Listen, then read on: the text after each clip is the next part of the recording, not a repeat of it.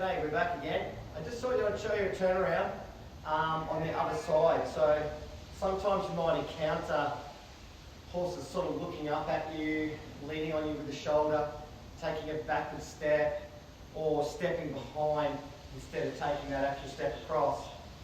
You might have to be passively persistent and getting the horse to here's a backward step. And that was probably my fault. That was probably where I took the rein, to be fair. But if you've got a horse that's feeling like he's going to do that, lead him forward and then touch his neck and leave him alone. They always need forward motion no matter what the exercise is. So I'll try and do it again without leading him. He still took the backward step. I'm still going to reward him and give him a little rub anyway. And a touch. Still took a step behind. So he does that to lift his shoulders. So needs to rebalance here. All right, touch. Okay, and he still took a step behind. So I'm going to do it again. Wait.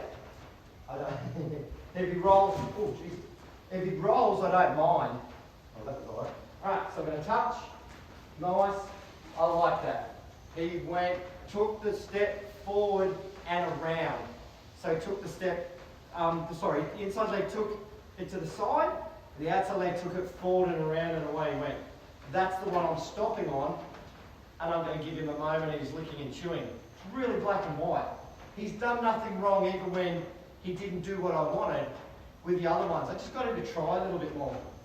And that fixed him. He lifted up his shoulder just fine.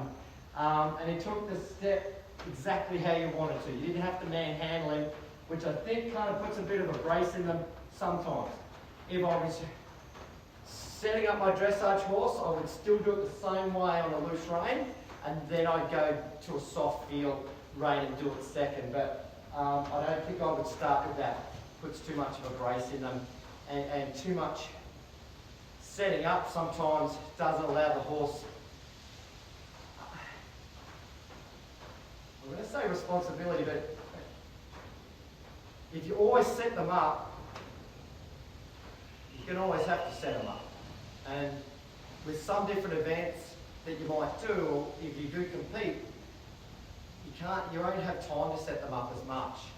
I mean, that sounds silly because there is setups, but just for the basics, they've got to be able to know touching off the neck rein or a direct rein or indirect rein or a leg or whatever. They've got to be able to understand the basics. Having said that there's no setups, of course there is. For different things there's setups. The next chapter I'm going to talk about, or next subject I'm going to talk about, is getting my horse to desire the actual the task, if you like. So whether it be ridden or on the ground, I want it to, something in it for them, basically. So we'll show you that with the circles. I'll be back in a minute and I'll show you that. Thank you.